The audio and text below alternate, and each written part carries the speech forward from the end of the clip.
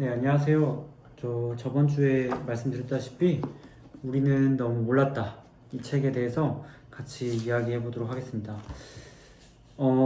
일단 제목부터 우린 너무 몰랐다라는 것을 보면서 저도 참 이 근현대사, 이제 가까운 이 현실에 대해서, 그러니까 조선이나 고려나 이런 거에 대해서는 정말 열심히 공부했고 시험에서 우수한 성적을 거둘 만큼 공부했지만 지금의 우리 이 대한민국에 있기까지 6.25 전쟁 이후 혹은 광복 이후의 어떤 그 구체적인 정세와 그리고 개개인들마다 그 역사적 인물마다의 어떤 그 삶, 그리고 그들이 왜 그렇게 할 수밖에 없었는가에 대한 많은 생각을 하게 되는 책인데요. 그러니까 그만큼 우리는 너무 몰랐기 때문에, 근데 이거를 왜 과연 시대는 가르치고 있지 않은가에 대해서 질문하지 않을 수 없었습니다. 아마 이 내용을 알면 다른 사람에 비해서 조금 뭐랄까, 우리가 그 흔히 말하는 선동과 선전에 취약하게 만드는 것 같아요. 그러니까 역사라는 것은 특히 현대사일수록 내용이 굉장히 불확정성을 내포할 수가 있어요. 왜냐하면 고대사 같은 경우에는 이게 좀, 물론 우리가 알고 있는 부분이 굉장히 적다고 하지만 그 다른 유물이 발굴되기 전까지는 정설이 있거든요. 근데 현대사는 너무너무 많은 이익관계가 얽혀 있고 그거를 내가 풀어내지 않으면 어렵기 때문에 굉장한 불확실성을 목표로 하고 있어요. 그러니까 역사 자체는 우리가 해석을 해야 된다라는 이게 측면이 제일 중요하죠. 왜냐하면 타인에 의해서 해석이 된 것들은 타인의 것이지 내 게 아니기 때문에 지금 우리가 고려를 공부할 때도 조선왕조실록의 조선시대의 고려사나 고려 국사에 같은 내용들을 다루니 주로 뿌리를 두고 있거든요. 근데 이 책에서도 나오다시피 고려라는 나라는 우리가 조선에 의해서 많이 왜곡된 측면도 있어요. 그러니까 쉽게 말하면 고려사라고 썼던 조선시대에는 그 책이 강감찬의 기주대첩조차 나오지가 않아요. 그 내용이. 그러니까 우리가 기주대첩을 굉장히 좋은 그 우리나라의 어떤 그 획을 그을 수 있는 사건인데도 불구하고 조선 시대에는 그거를 그렇게 좋게 보지 않았던 거죠. 오히려 폄하했다는 거죠. 그러니까 삭제했다는 거겠죠. 왜냐하면 고려사 같은 경우에는 이제 기전체 방식을 사용하는데, 기전체라는 게 뭐냐면 그 상마천의 사기처럼 그 어떤 사건 중심으로, 어떠면 그런 걸 중심으로 좀 묶어놓은 거예요. 그러니까 전쟁은 전쟁사대로, 문화는 문화사대로, 이런 식으로. 그러니까 근데 이제 편년체로 쓰면은 이게 아무래도 그런 부분들이 좀 적거든요. 왜냐면 그 시기에 빠진 내용들을 추가하려면 어쩔 수 없이 집어넣어야 하는 내용들이 있기 때문에. 그래서 이제 조선왕조실록도 물론 왜곡적인 측면이 없을 수가 없어요. 그러니까 왜냐면 이제 그 어떤 정권이 수립됐느냐에 따라서 조선왕조실록이 달라지잖아요. 그래서 선조실록은 선조실록이 있고 선조수정실록이 있잖아요. 그래서 우리가 유명하다고 생각하는 율곡 이라는 부분이 이제 선조실록에는 굉장히 많이 쓰이지만 수정실록인가에는 이가 죽었다, 이걸로 끝나거든요. 그러니까 그만큼 이 역사라는 것은 누구에게 해석되고 가느냐에 따라서 그 방향성이 굉장히 달라지기 때문에, 내가 그 역사를, 특히 근현대사, 그러니까 그 가까운 역사와 현대사를 명확하게 공부하지 않는 한 다른 사람에게 굉장히 선동당하기 쉬운 거라고 생각합니다. 그래서 우리는 너무 모를 수밖에 없는 구조이기 때문에 그거를 알려고 하는 의지가 없으면 우리 근현대사를 정말 알기가 어렵다라는 측면에서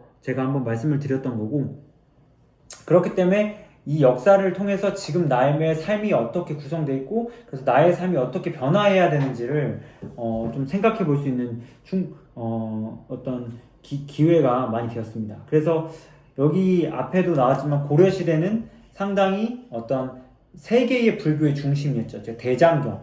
우리가 몽골의 침입이 왔는데 8만 대장경을 만들었다는 게 굉장히 아이러니하지 않습니까? 그 뜻은 뭐냐면 그만큼 불교에 대한 의지와 황제국이라는 어떤 대국이 아니고서는 감히 실천할 수 없는 그 어떤 국가적 대작이거든요. 그렇기 때문에 이런 불교의 고려에 대한 새로운 인식과 그리고 고매한 청자, 최고급의 테크놀로지, 그러니까 고려 과의가 굉장히 유명했다고 해요. 그만큼 결상력이 좋은 만큼 이게 이제 테크놀로지가 뛰어났다는 걸 얘기하고, 그리고 막강한 군사력.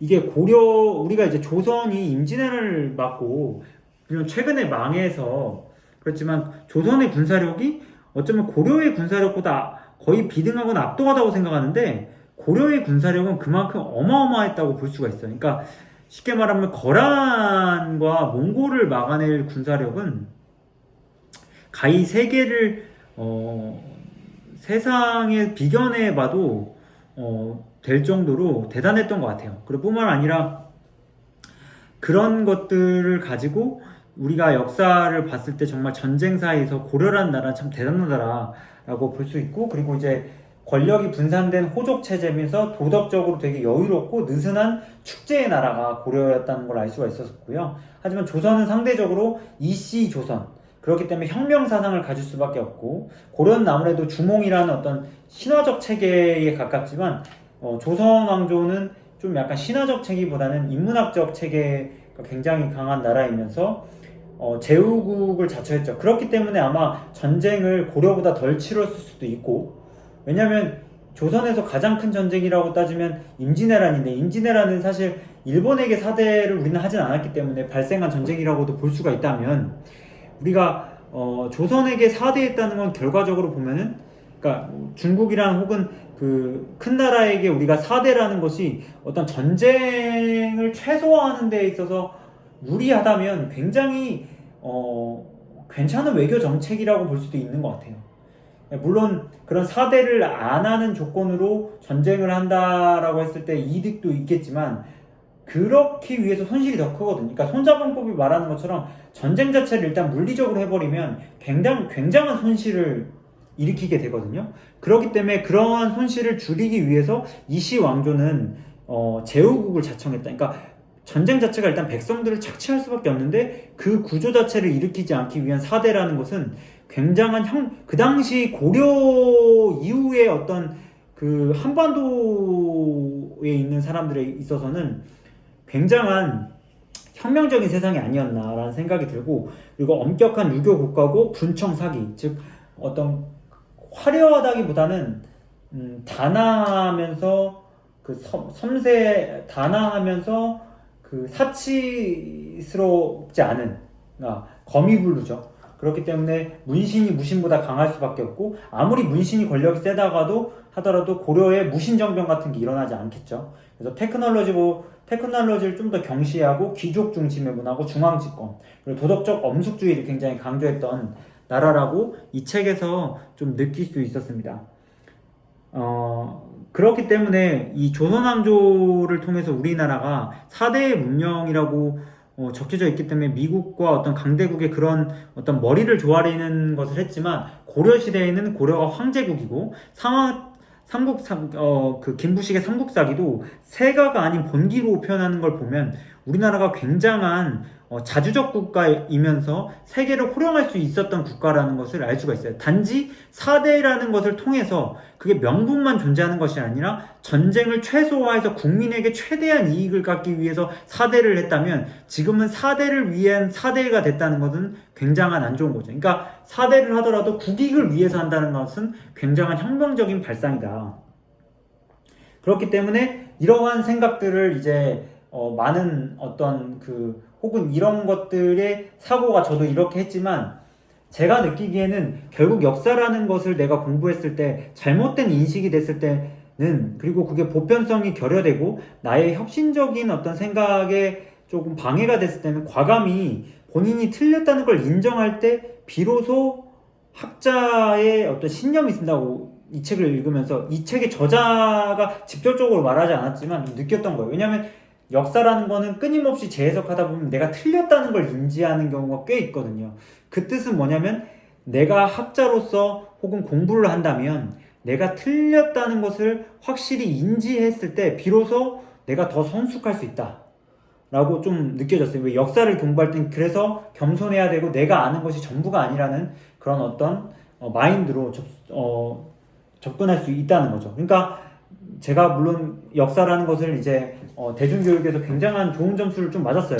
네, 시체말로. 하지만 그렇다고 해서 내가 아는 역사가 덜 공부해서도 아니고 뛰어난 역사 공부학도 아니다. 타인의 선동의 결과일 수도 있고 그렇기 때문에 내가 끊임없이 이 역사는 지금과 소통할 수밖에 없겠다라고 느꼈습니다. 그리고 이 책이 이제 근현대사이기 때문에 결국 우리는 인간을 살아가면서 전체를 봐야 합니다. 그 뜻은 내가 보이지 못한 부분을 봐야 되는 거거든요.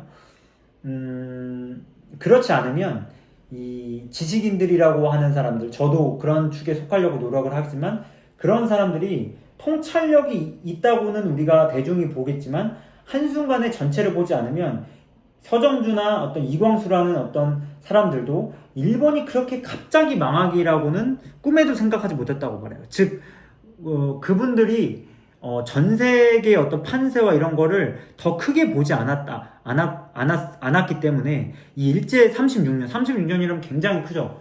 제가 지금 태어나고 살 때까지도 아직도 일제시대거든요. 그게 벗어나지 않았다는 건 이게 말을 하는 거가 그만큼 길었기 때문에 그러니까 주식도 30년 동안 오른다고 생각해 보세요. 아마 죽을 때까지 오른다고 생각이 들 거예요. 그 뜻은 뭐냐면 우리가 전체를 보는 연습을 했을 때 그 미래에 대한 변화에 대해서 굉장히 능동적으로 대처할 수 있다는 거예요. 마치 우리는 광복절이라고 하지만 사실은 북한이 말하는 것처럼 조선주의, 조선인민주의,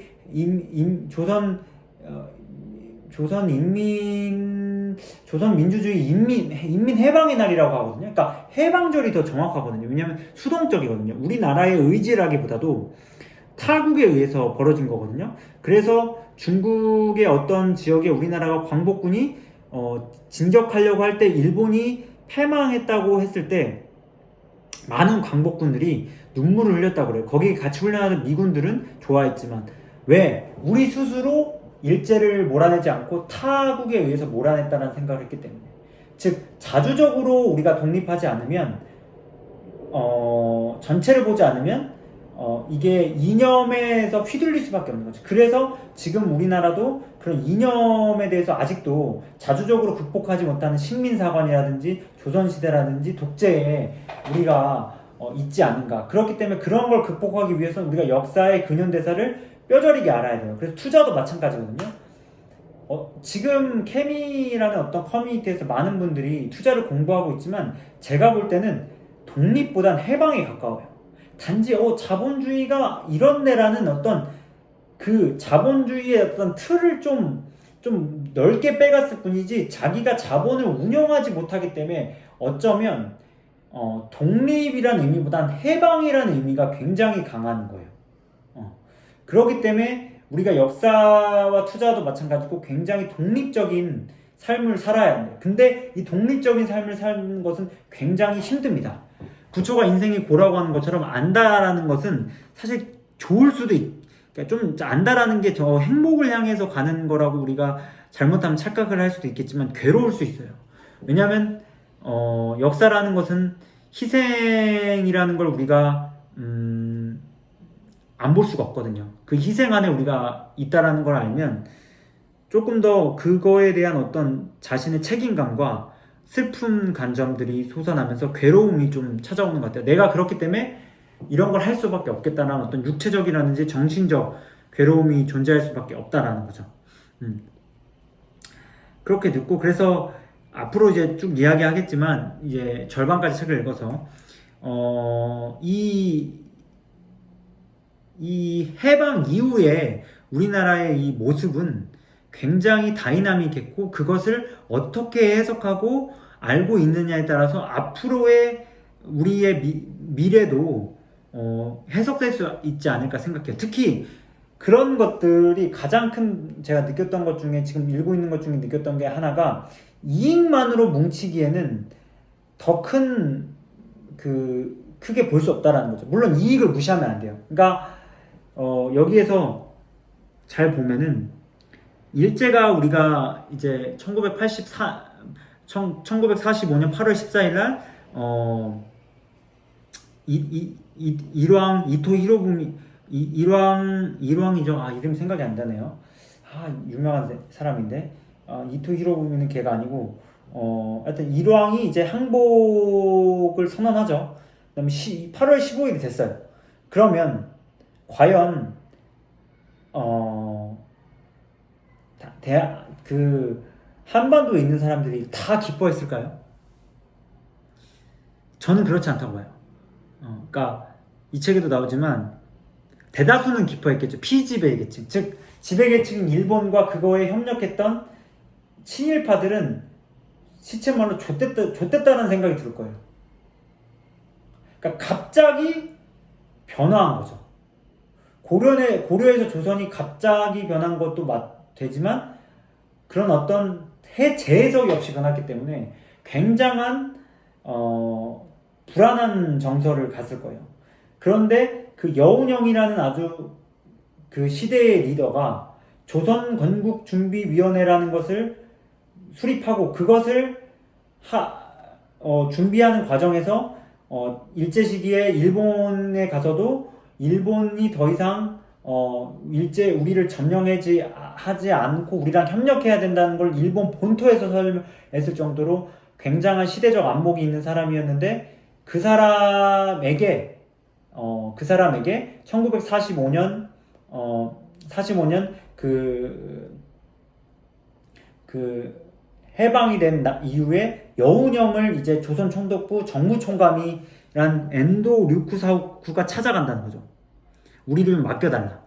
이게 굉장한 아이러니인데 어쩌면 그 당시 친일파들과 일제는 이익으로만 뭉쳤기 때문에 해방된 전국에 있어서는 서로가 서로를 믿지 못하는 거예요. 왜냐하면 이익으로만 뭉쳤기 때문에 그 이익이 결국엔 이익의 고리가 끊어졌을 때는 서로가 서로를 죽일 수가 있거든요. 이런 것들을 보면 왜냐면 친일파가 결국 색깔을 바꿔서 왜냐면 이익이 안 되니까 색깔을 바꿔서 일제를 청산하는 앞잡이가 될 수도 있는 거거든요. 그러니까 우리가 어떤 일을 할 때 이익이라는 것이 어떤 하나의 퍼즐 조각으로 보고 그걸 전체로 그것만 보지 않고 역사를 볼 때 이익을 포섭할 수 있고 더 큰 마음으로 갈 수 있는 것이 역사에서 생존할 수 있는 길이라고 생각해요.